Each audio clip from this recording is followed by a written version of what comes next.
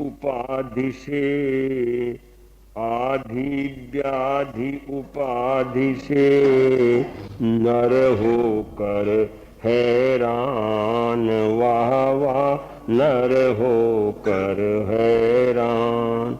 स्वयं स्वयं भू चरण में, स्वयं स्वयं भू चरण में आता आश्रय मान, आता आश्रय मान। स्वमुख कहे जाते नहीं, स्वमुख कहे जाते नहीं, गुरु गुरु के व्याख्यान भगवन, गुरु गुरु के व्याख्यान। अनुभव गति में मोह नहीं, अनुभव गति में मोह नहीं, पाता स्थान प्रधान, पाता स्थान प्रधान। आधि व्याधि उपाधि से नर होकर हैरान, स्वयं स्वयं भू चरण में आता आश्रयमान।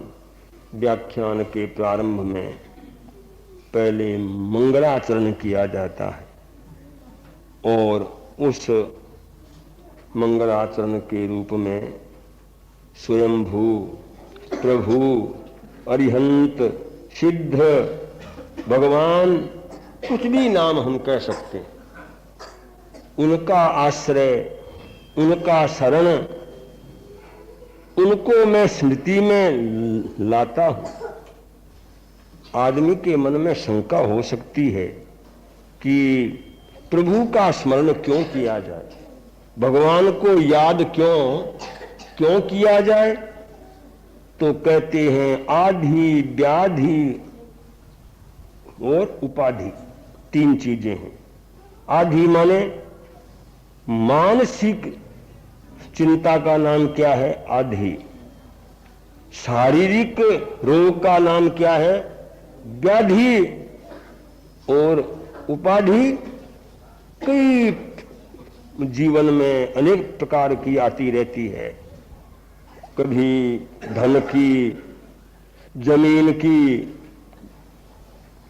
बाल बच्चों की, कई प्रकार की उपाधियां आती है।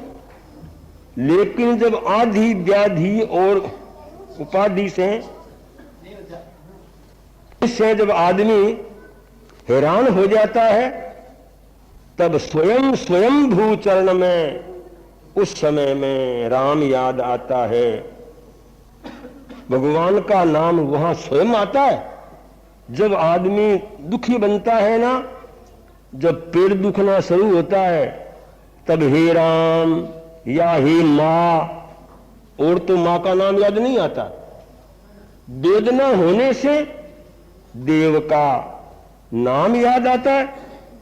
तो भाइयों, धर्म को, देव को ऐसे कोई याद नहीं करता, लेकिन आधि व्याधि और उपाधियां जब आती है, तब सहज ही आदमी को मानना पड़ता है कि नहीं, कोई सहारा लेना चाहिए। बिना सहारे हम पार हो नहीं सकते, और वो सहारा सबसे ऊंचा उसी का है। संसार के सहारे सारे झूठे हैं और सारे सहारे धोखा देने वाले हैं। भगवान का सहारा इतना ऊंचा है कि वो कभी टूटने वाला नहीं है, और वो हमको अंतिम समय तक, जन्म जन्मांतरों तक वो सहारा देने वाला है। इसलिए मैं व्याख्यान के प्रारंभ में अरिहंत भगवान के चरणों में नमस्कार करता हूं। उसके बाद स्वमुख कहे जाते नहीं, गुरु गुरु के व्याख्यान नंबर 2 में गुरु को मैं याद करता हूं। शब्द क्या है, गुरु 2 अक्षर है। संतों ने उसका अर्थ किया, गु शब्द स्त्वंधकार स्यात्, रू शब्द प्रतिरोधक, अंधकार निरोधित्वात् गुरुरित्य विधीयते। 2 अक्षर है, गु और रू। गु का अर्थ होता है अंधकार, रू माने रोकने वाला, जो हृदय अंधकार को रोक सकता हो, हृदय में ज्योति पैदा कर सकता हो, उसका नाम क्या है? गुरु। ये नहीं भी मैंने किसी को गुरु बना लिया। अरे गुरु वो होता है कि शिष्य के हृदय अंधकार को दूर कर सकता है। कहा जाता है अज्ञान तिमिरांधानां ज्ञानांजन शलाकया चक्षुरुन्मीलितं येन तस्मै श्री गुरवे नमः। कहते हैं उस गुरु को मेरा नमस्कार हो कि अज्ञान रूपी अंधकार से जिनकी आंखें क्या बन चुकी है? अंधियाई हुई है, आंधी बन चुकी है। उन्होंने ज्ञान रूपी अंजन सलाका लेकर इस प्रकार आंखों में ज्ञान का अंजन आंज दिया, आंखों में ज्योति आ गई। वो ज्योति देने वाले गुरु, उनको मैं नमस्कार करता हूं। अब जो आज का ये व्याख्यान रुक्मिणी मंगल का व्याख्यान शुरू किया जा रहा है, इसकी भूमिका क्या है? गुरुजन की आधीनता, गुरुजन की आधीनता जीवन में अनिवार्य, वाह वाह जीवन में अपने अपने स्थान का, अपने अपने स्थान का पर सबको अधिकार, पर सबको अहम भाव से छीनते, अहम भाव से जो पर का अधिकार, वाह वाह जो पर का उन पापों का भी कहीं, उन पापों का भी कहीं हो जाता प्रतिकार, हो जाता प्रतिकार। जीवन ऐसा है, इसमें हरेक आदमी को कुछ अधीनता माननी पड़ती है, स्वीकारनी पड़ती है। जैसे बेटा होता है, वो बाप के अधीन रहता है, बाप के नीचे रहता है, अपने पिता की बात को उसे मानना पड़ता है। बहू को सास के नीचे रहना पड़ता है, कुछ उसकी अधीनता उसको स्वीकारनी पड़ती है। शिष्य को गुरु के नीचे गुरु की आज्ञा को मानना होता है। ऐसे ही गुमास्ता होता है वो सेठ के नीचे। माने कुछ न कुछ जीवन में किसी न किसी के नीचे कोई न कोई रूप में हमें उसकी आज्ञा का मानना हमारे लिए आवश्यक होता है। लेकिन फिर भी जीवन की स्वाधीनता, जीवन का स्वातंत्र उसका छीना नहीं जाता। वो सोच सकता है, उसका चिंतन हो सकता है, और कोई वो वस्तु के लिए अपने आप का वो निर्णय ले सकता है। कोई आदमी अहंकार के वशीभूत होता हुआ औरों का अधिकार छीनना चाहता है, औरों के हक को मारना चाहता है। ऐसे जो आदमी होते हैं अभिमानी, उनका भी कहीं न कहीं आगे जाकर के प्रतिकार हो जाता है। वो कभी माने उनका क्षम्य नहीं होता। वो झूठा किसी का दबाव वो सहा नहीं जाता। ये इस व्याख्यान की भूमिका है। मनमानी करने वाले, मनमानी करने अभिमानी कष्ट उठाते हैं, अभिमानी कष्ट उठाते, औरों के हक हरने वाले आखिर मुंह की खाते हैं, औरों के हक हरने वाले आखिर मुंह की। एक विंध्याचल से दक्षिण में स्थित, विंध्याचल से दक्षिण में देश विदर्भ सुंदराकार, देश विदर्भ सुंदराकार। कुंडिनपुर नामक पुर था, बर भीम नृपति पौरुष साकार। कुंडिनपुर नामक पुर था, बर भीम नृपति पौरुष साकार। शिखावती सुंदर रानी थी, शिखावती सुंदर नंदन 5 पुत्रिका एक नंदन 5 पुत्रिका। बड़ा पुत्र था रुक्मी जो अभिमानी उच्छृंखल अविवेक। बड़ा पुत्र था रुक्मी जो अभिमानी उच्छृंखल अविवेक। मनमानी करने वाले, मनमानी करने अभिमानी कष्ट उठाते हैं, अभिमानी औरों के हक हरने वाले आखिर मुंह की खाते हैं। औरों के हक हरने वाले आखिर मुंह की। इन ऊपर वाली 2 लाइनों में पूरे रुक्मिणी मंगल का सारांश है। मनमानी करने वाले अभिमानी कष्ट उठाते हैं, औरों के हक हरने वाले आखिर मुंह की खाते। अभिमानी जो होते हैं और वो जबरदस्ती किसी के ऊपर कोई बात थोपना चाहते हैं और दूसरों का हक छीनना चाहते हैं, उनको आखिर में मुंह की खानी पड़ती है। उन माने अज्ञानियों का अंत में अपमान होता है। अब रुक्मिणी का वर्णन शुरू हो रहा है। सभी बहन भाई ध्यान से सुनेंगे। पहले थोड़ी नाम ठाम आ रहे हैं, कहाँ ये माने बात बनती है, शहर का नाम क्या है, कौन सा देश है, वर्णन आ रहा है। विंध्याचल से दक्षिण में स्थित देश विदर्भ सुंदराकार। कुंडिनपुर नामक पुर था, बर भीम नृपति पौरुष साकार। विंध्याचल आप जानते हो ना, खान देश के उस तरफ में है। विंध्याचल का बड़ा भारी हिस्सा है। उस माने उससे दक्षिण दिशा में कौन सा देश है? देश का नाम है विदर्भ देश। आज भी वो वही नाम से प्रसिद्ध है। तो वहां माने कुंडिनपुर नाम का नगर, वहां भीम नाम का राजा। उस भीम राजा के रानी का नाम क्या है? शिखावती। शिखावती रानी की कुख से 5 क्या पैदा हुए? लड़के। बेटे तो 5 और पुत्रिका 5 भाइयों के ऊपर क्या हुई? एक बेटी हुई। तो 5 भाइयों में सबसे बड़ा भाई, उसका नाम क्या है?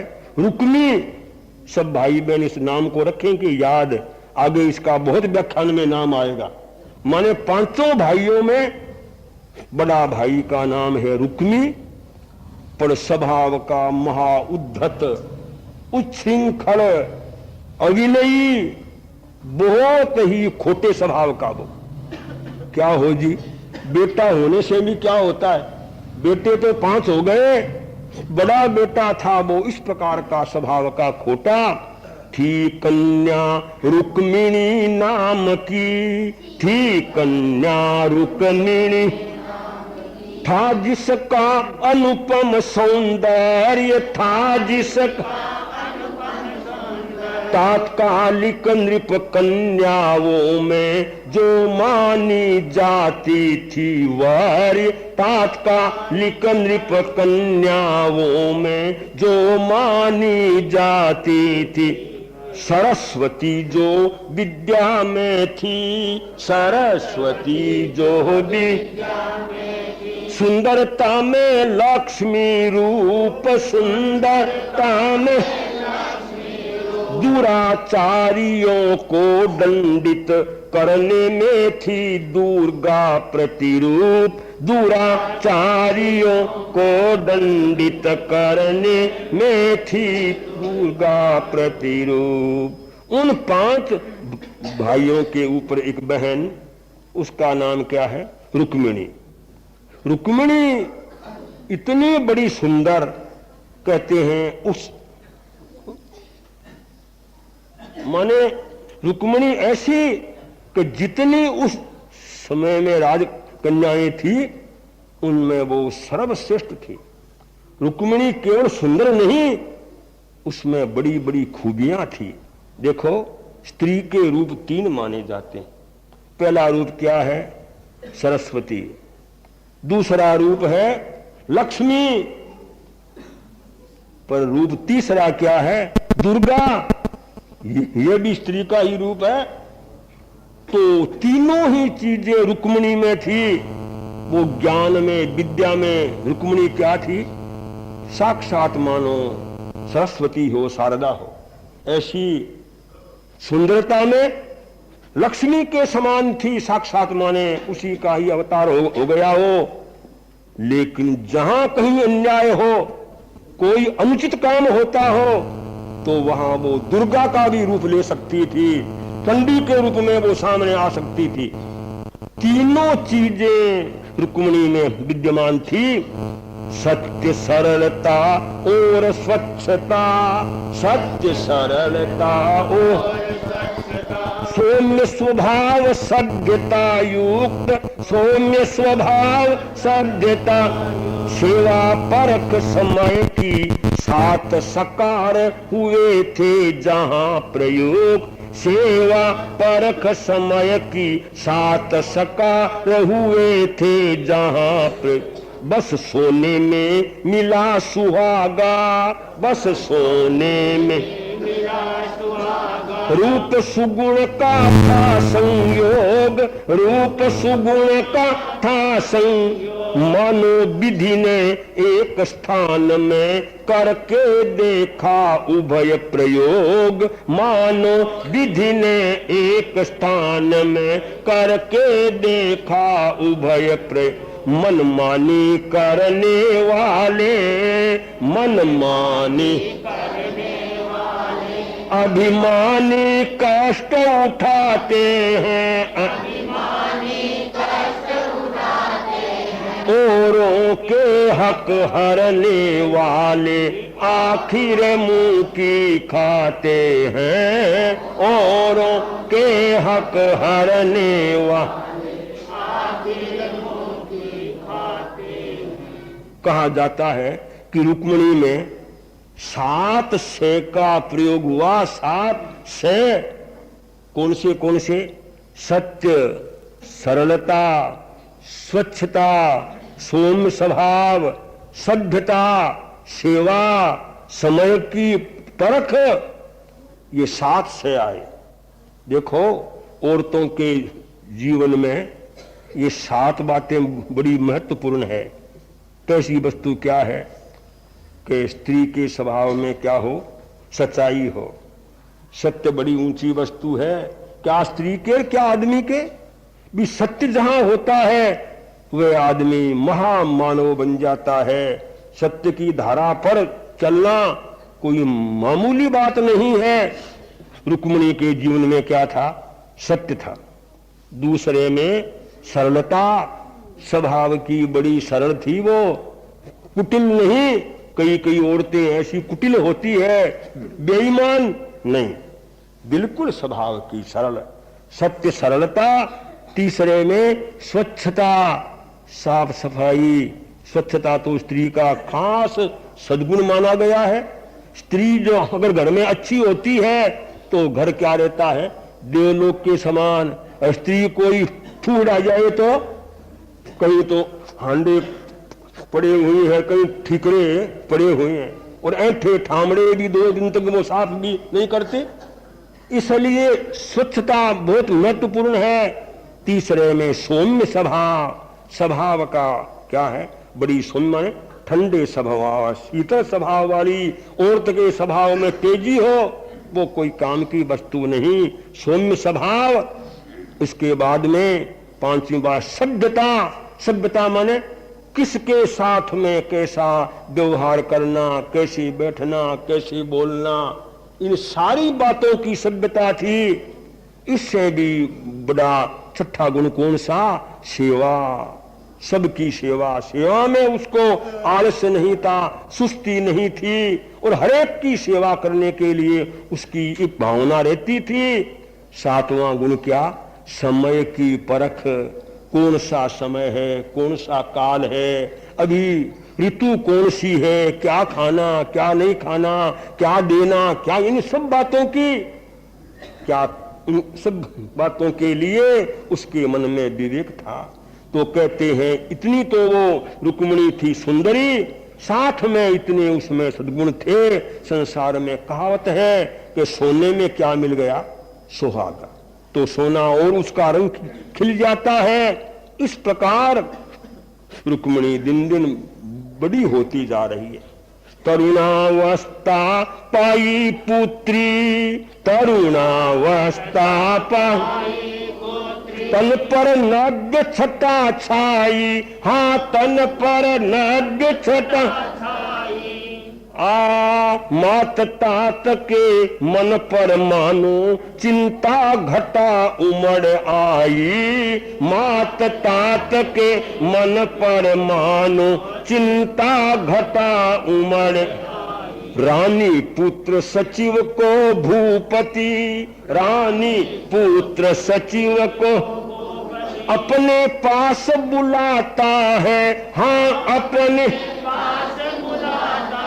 परामर्श लेने के खातिर ऐसा प्रश्न उठाता है, परामर्श लेने के खातिर ऐसा प्रश्न उठाता। मनमानी करने वाले, मनमानी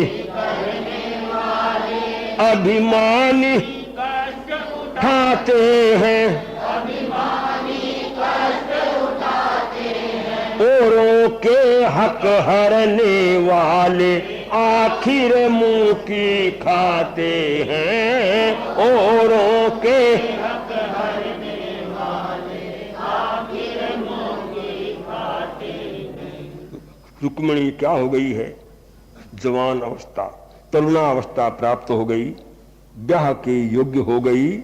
माता पिता के मन में बड़ी चिंता कि रुक्मिणी का संबंध कहाँ किया जाए, सगाई कहाँ पर की जाए, और जैसी ये बड़ी योग्य है उसी के अनुरूप वर की प्राप्ति हो, अच्छे घर में जाए, खानदान में जाए, और सब प्रकार से सब बातों का सुंदर योग हो। माता पिता के बड़ी मन में चिंता होनी थी। तो राजा साहब ने क्या किया, एक छोटी सी मीटिंग की। उसमें राजा आप, उसकी रुक्मिणी की माँ, राजा साहब की महारानी दो, तीसरे में दीवान साहब जो बूढ़े थे उनको भी साथ में लिया, तीन, चौथे में कौन था? रुक्मी, बड़ा था ना बेटा, उसको भी ले लिया, चारों को लिया। चारों को साथ में लेकर के राजा साहब एकांत में बैठते हैं, सवाल पूछते हैं, मैं सुता किसे परणाऊं, मैं सुता किसे परणाऊं, तुम सबकी सम्मति चाहूं रे, मैं सुता किसे परणाऊं, मैं सुता किसे है, जैसी मेरी कन्या है, जैसी मेरी कन्या, सद्गुण आकृति से धन्य रे, अनुपम जामाता पाऊं, मैं सुता किसे परणाऊं, मैं सुता किसे परणाऊं। क्या राय तुम्हारी बोलो, क्या राय तुम्हारी बोलो, उज्ज्वल भविष्य को तोलो रे, रचना तद्रूप रचाऊं, मैं सुता किसे परणाऊं, मैं सुता किसे परणाऊं, तुम सबकी सम्मति चाहूं, मैं सुता किसे परणाऊं। राजा साहब ने सवाल पूछा कि मैंने ये गोष्ठी इसलिए की है कि मेरी कन्या रुक्मिणी ब्याह के योग्य है, अब उसकी शादी की जाए, ऐसा समय आ गया, तो बोलो आप लोग क्या सोचते हो? क्योंकि ये रुक्मणी की माँ बैठी हुई है, रुक्मणी का भाई बैठा हुआ है, मैं हूं, और दीवान साहब आप भी क्या हो, उम्र वाले हो, अवस्था वाले हो, और आपने भी कई युग देखे हैं, तो आप सब लोगों ने क्या सोचा भी मैं ये चाहता हूं कि जैसी मेरी कन्या रूप से, गुण से, सब बातों से ऊंची, ऐसा ही इसको घर मिलना चाहिए, वर मिलना चाहिए। तो इसलिए आप लोगों की क्या राय क्या है? कहावत है कि सबकी सम्मति से करना, कोई भी काम होना तो सबकी सम्मति होनी चाहिए, सबकी राय हो जाए तो वो काम बहुत अच्छा होता है। इसलिए मैंने आप सब लोगों को याद किया है और मैं पूछना चाहता हूं, बोलो क्या है? इस प्रकार राजा ने सवाल किया तो रुक्मी तो ऐसा बैठ गया, ऐसे कुछ भी नहीं बोला, रानी भी कुछ भी नहीं बोली। अब बताओ, राजा जब रानी न बोले, बेटा खास जो बड़ा भाई न बोले, आखिर में नंबर किसका आ गया? दीवान जी का नंबर किसका आया? दीवान ने सोचा कि ये क्या बात है, सबसे पहली तो बात इसको जो इसकी है ना मां, उसे बोलना चाहिए। जो कन्या की मां है उसकी पूरी जिम्मेवारी होती है, कन्या की मां जो चुपचाप बैठी हुई है, तो ये बात ठीक नहीं है। इसलिए दीवान कहते हैं धीधर सचिव विनय युत बोला, धीधर सचिव विनय युत बोला, वचन पीटक पटुतायुत खोला, वचन पीटक पटुतायुत हे प्रभु ने हमसे जो कुछ पूछा, प्रभु ने हमसे जो कुछ पूछा, कृपया हमें बनाया ऊंचा, कृपया हमें बनाया ऊंचा। दीवान ने बड़ी शालीनता के साथ में, बड़ी धीरज के साथ में दीवान ने कहा, महाराज आपकी गरिमा है, महत्ता है कि जो आपने हम लोगों से सवाल किया, क्योंकि ये क्या है, आपकी बड़ी ऊंची बात है। सबकी सम्मति लेना नीति महाजनों की है यह रीति, पगड़ी से भी राय मिलावो, अपनी मनमानी न चलाओ। नीति में लिखा है कि कोई भी काम किया जाए तो सबकी सम्मति लेनी चाहिए। अरे कहा कि और न होना तो अपनी पागड़ी उसको रखो सामने, उससे कहो तो बोल मैं करना चाहता हूं, तेरी क्या राय? कम से कम दो आदमी की रहनी चाहिए ना, कोई न कोई की राय सम्मति तो लेनी ही चाहिए। महाराज ये नीति की बात है, आपने जो पूछा वो तो बहुत ऊंची बात है, पर महाराज मैं ये सुनना चाहता हूं कि आपकी राय क्या है? आप पहले हमसे पूछते हो, आप तो उसके पिता हो, सारी जिम्मेवारी तो आपके ऊपर है, आपने भी कुछ सोचा होगा।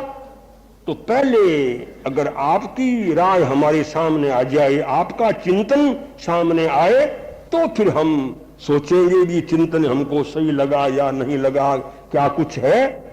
क्योंकि देखो आदमी बुद्धिमान वही होता है कि अपने पेट की बात तो पहले नहीं खोलता, सामने वाले की बात को हो निकाल लेता है। दीवान ने कहा पहले आपकी राय हम सुनना चाहेंगे। ये बात सुनने से राजा समझा ये ठीक बात है, भाई मैंने भी सोचा ही है, अगर आप सुनना चाहते हो तो लो सबसे पहले मेरी राय सुन लो। मेरी पुत्री के लायक लगते हैं मुझको कृष्ण ही, मेरी पुत्री के लायक लगते हैं मुझको कृष्ण। प्रत्येक दृष्टि से समुचित लगते मुझको श्री कृष्ण ही, प्रत्येक दृष्टि से समुचित लगते मुझको श्री कृष्ण। श्रेष्ठ जाति कुल यदुवंशी है सद्गुण के भंडार, श्रेष्ठ जाति कुल यदुवंशी है सद्गुण के भंडार। वय में भी श्री कृष्ण युवक है, वय में भी श्री कृष्ण युवक है। हृष्ट पुष्ट तनुधार रे मेरी पुत्री के लायक लगते मुझको